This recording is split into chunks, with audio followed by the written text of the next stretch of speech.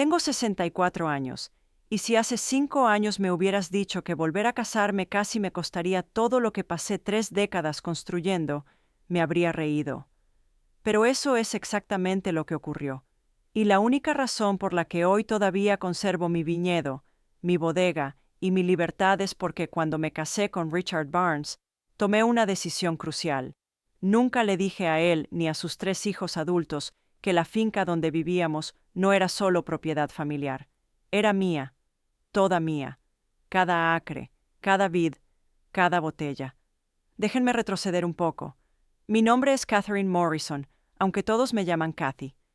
Compré mis primeras 5 acres en Soma Valley en 1989, cuando tenía 34 años. Era una madre soltera que trabajaba como agente inmobiliaria, y la gente pensaba que estaba loca. Una mujer sola comprando tierra virgen en una región vinícola. El banco casi se rió de mí, pero tenía una visión, y más importante aún, tenía determinación. Empecé poco a poco.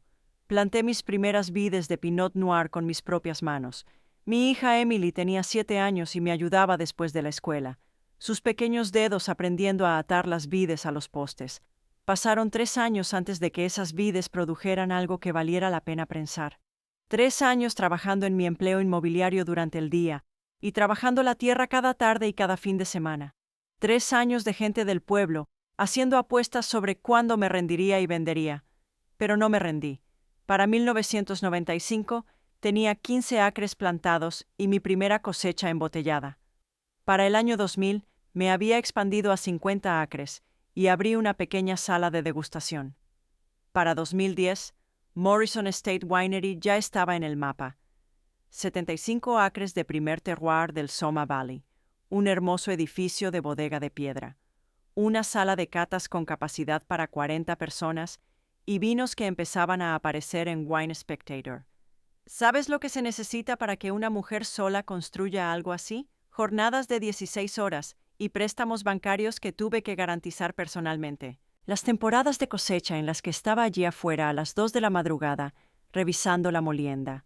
Los pagos atrasados que equilibré para mantener las luces encendidas. Cada decisión, cada riesgo, cada victoria eran míos, solo míos. Para cuando cumplí 60 años, Emily se había graduado de UC Davis con un título en viticultura y trabajaba en una bodega en Napa. No quería hacerse cargo del negocio familiar. Quería abrir su propio camino, y yo respeté eso profundamente. Mi finca había crecido hasta alcanzar las 150 acres. La propiedad valía al menos $8 millones, probablemente más. No era rica en exceso, pero estaba cómoda, segura y orgullosa de todo lo que había construido con mis manos, y aún así me sentía sola. Mi primer esposo, el padre de Emily, se fue cuando ella tenía 3 años. Salí con algunas personas a lo largo de los años, pero nada serio. Había estado demasiado ocupada construyendo mi sueño como para concentrarme en el romance. Pero a los 60 años, con Emily viviendo su propia vida y el negocio funcionando sin problemas gracias a la ayuda de mi increíble administrador del viñedo, Carlos, me encontré deambulando sola por la casa de campo. Fue entonces cuando conocí a Richard en una subasta benéfica de vinos en San Francisco. Él tenía 67 años, era un banquero de inversiones retirado, recientemente viudo, alto, de cabello plateado y encantador de esa forma pulida que proviene de décadas de trajes caros y membresías en clubes exclusivos. Pujó por una caja de mi Pinot Reserve 2015 y cuando ganó, se acercó a presentarse. «He oído cosas maravillosas sobre Morrison Estate», dijo mientras me estrechaba la mano. «Me encantaría visitar tu sala de degustación algún día». Vino el fin de semana siguiente, luego el siguiente. Para la tercera visita, ya cenábamos juntos. Para el sexto mes, hablábamos seriamente del futuro. Richard era atento, considerado. Me traía primeras ediciones de libros sobre la elaboración del vino. Planeaba escapadas románticas a Carmel y Mendocino. Escuchaba cuando le hablaba de los desafíos de dirigir una bodega en una industria que todavía estaba dominada por hombres. Parecía fascinado por mi historia de éxito. Mirando hacia atrás, ahora puedo ver con claridad exactamente lo que no supe notar. Pero en ese momento, solo era una mujer de 60 años que había pasado la mayor parte de su vida adulta sola, enamorándose. Nos comprometimos después de 8 meses. Me propuso matrimonio al atardecer en mi viñedo del oeste, el que tiene vista al valle, con un anillo que debió costar unos $20,000. Dije que sí con lágrimas en los ojos. Fue entonces cuando comenzaron las preguntas.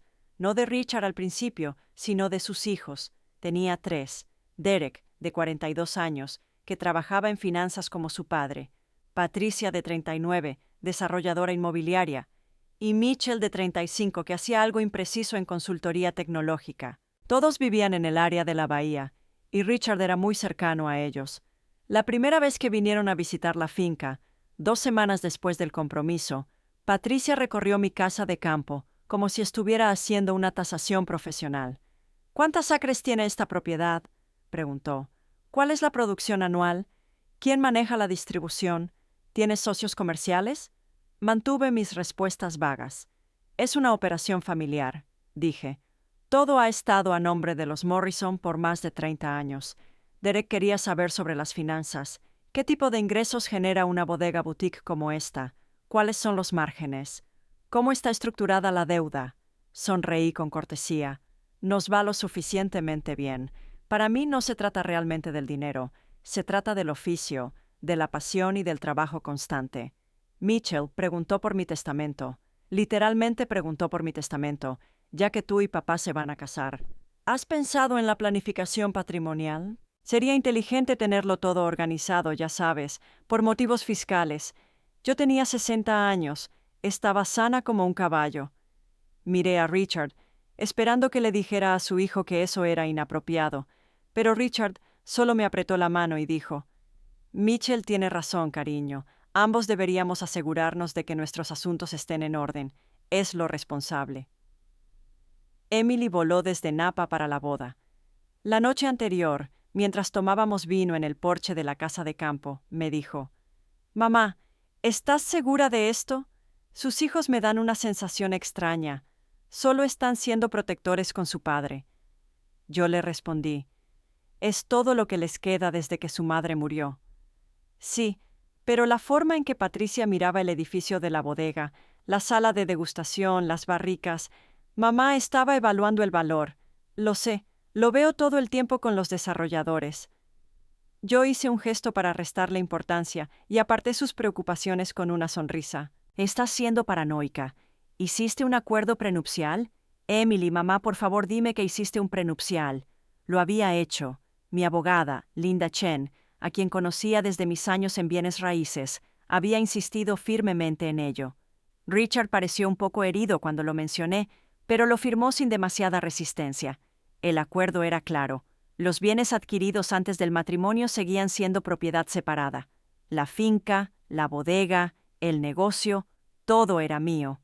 Lo que no le dije a nadie, ni a Emily, ni a Linda, ni siquiera a Richard, fue lo que sí les dije a Richard y a sus hijos sobre la propiedad. Mentí.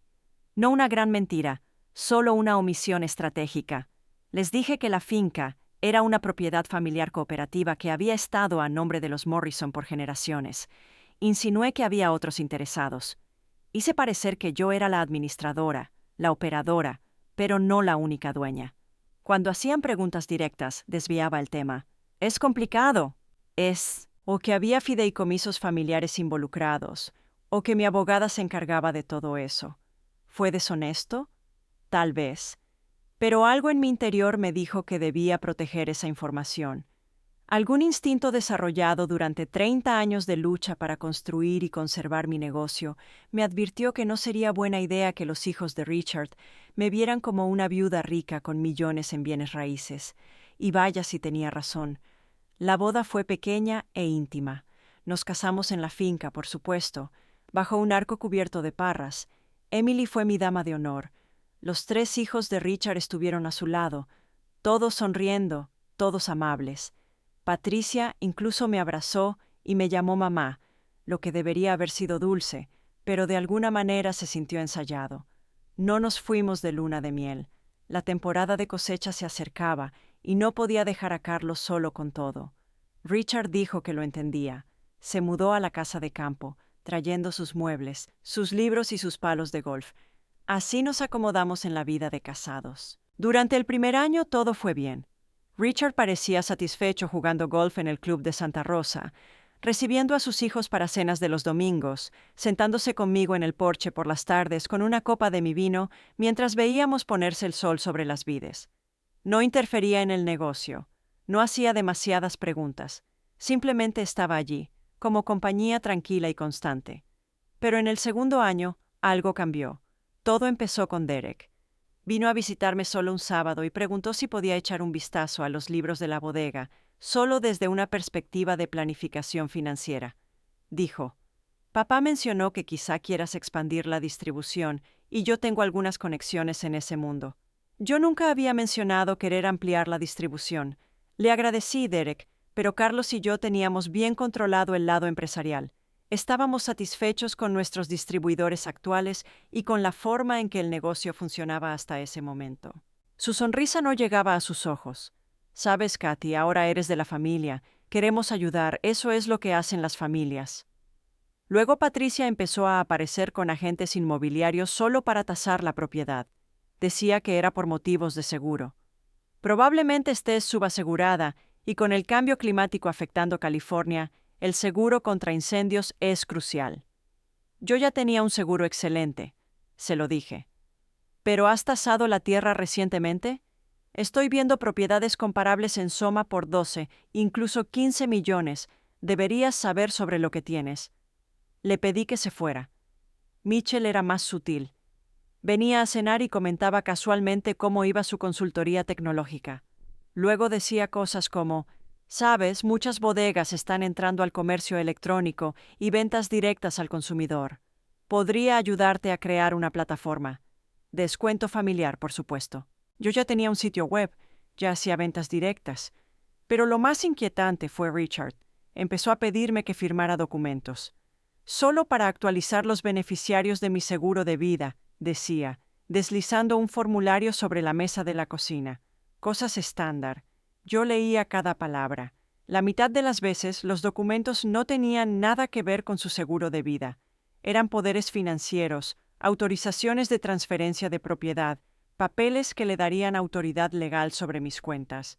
«Richard, no voy a firmar esto», le dije más de una vez. «¿Por qué no? ¿No confías en mí? Estamos casados, Catherine. No se trata de confianza. Simplemente no firmo documentos que no entiendo por completo». Entonces se volvía frío, distante. Dejaba de hablarme durante días. Y luego comenzaron las llamadas telefónicas. Empecé a notar que las atendía afuera, caminando entre las hileras de viñas, donde yo no podía escuchar nada. Cuando pregunté quién era, él decía: «Solo Derek o solo Patricia o nadie importante». 3 años después de casada, llegué a casa de una reunión con mi distribuidor en San Francisco y encontré a Richard, Derek y Patricia en mi oficina dentro del edificio de la bodega. Tenían mi archivador abierto. Habían esparcido papeles sobre mi escritorio. «¿Qué están haciendo?», pregunté. Todos se sobresaltaron como si los hubieran atrapado. Patricia comenzó rápidamente a recoger los papeles. Derek cerró el archivador. Richard sonrió, esa sonrisa suave y calculadora. «Solo estábamos buscando los papeles del seguro, cariño». Patricia tenía razón. «Realmente deberíamos actualizar tu póliza.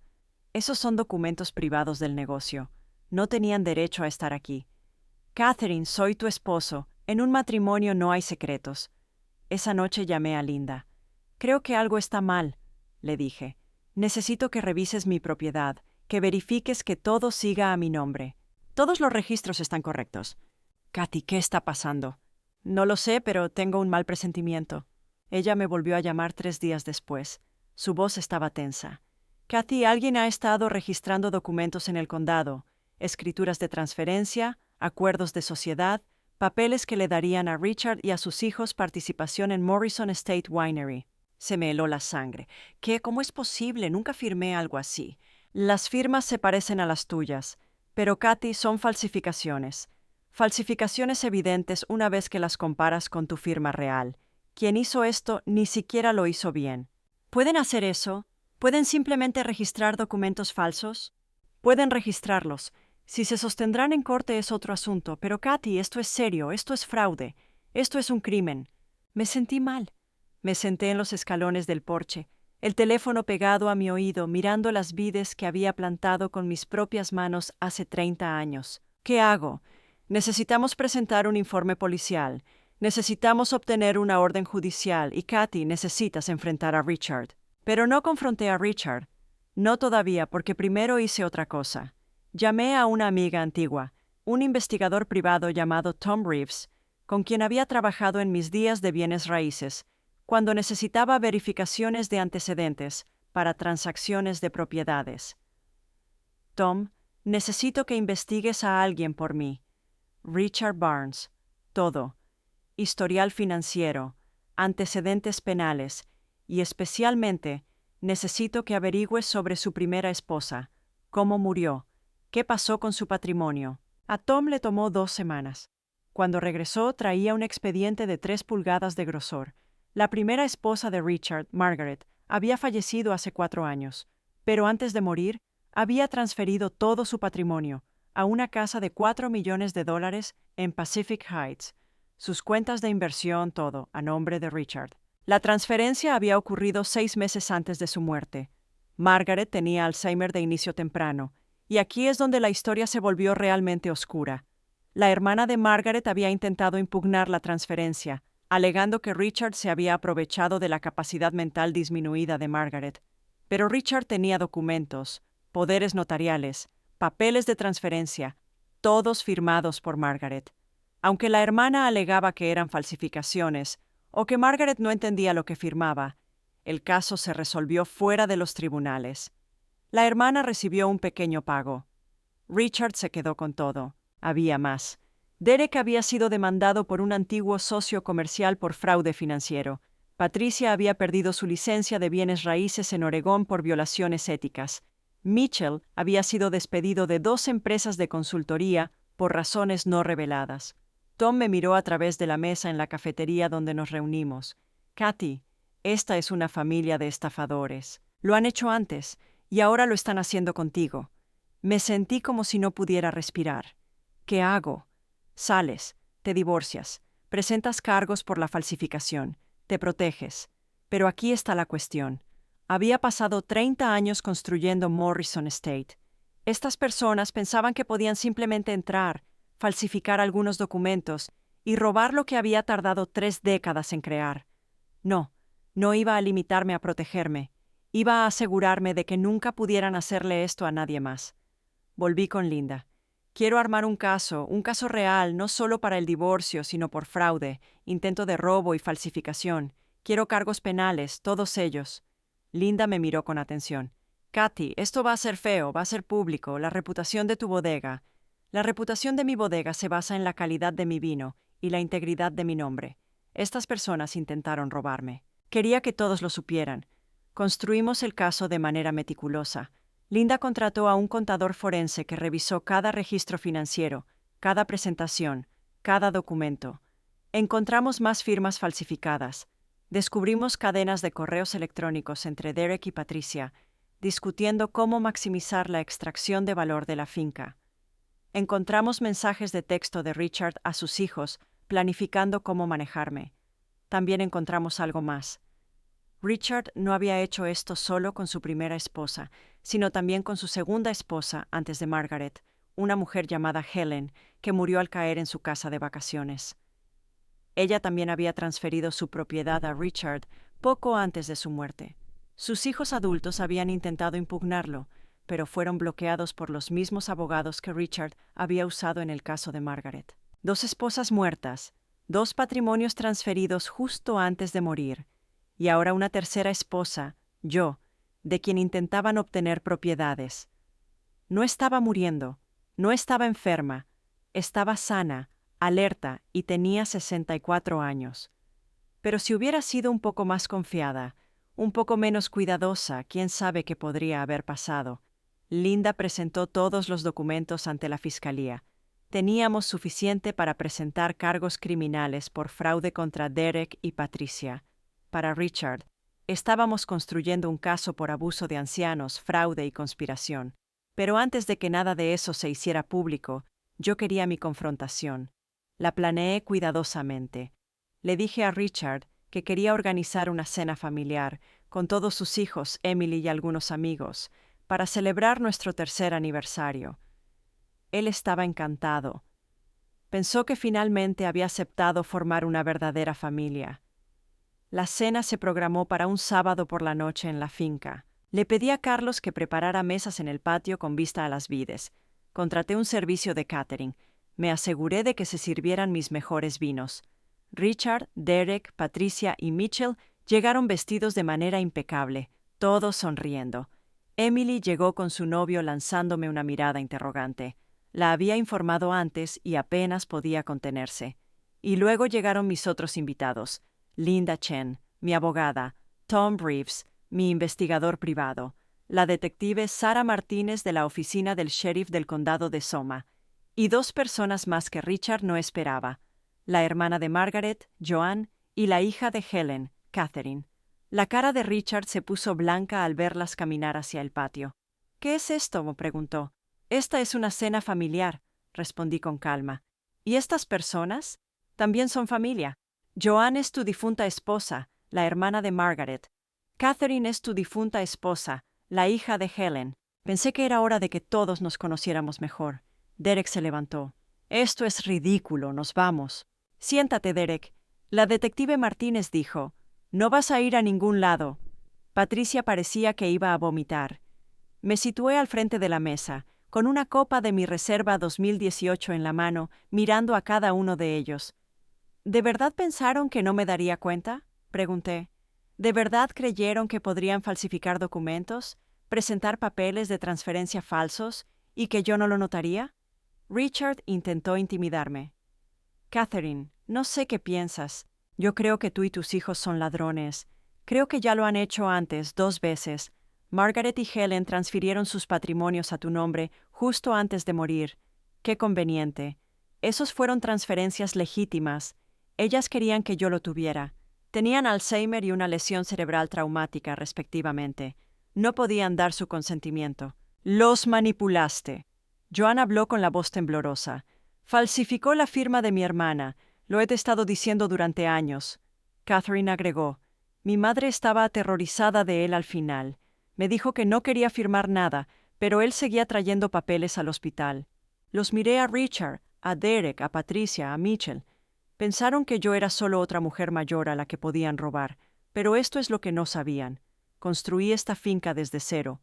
Luché contra bancos, sequías, incendios, recesiones y toda una industria que no quería mujeres en la mesa.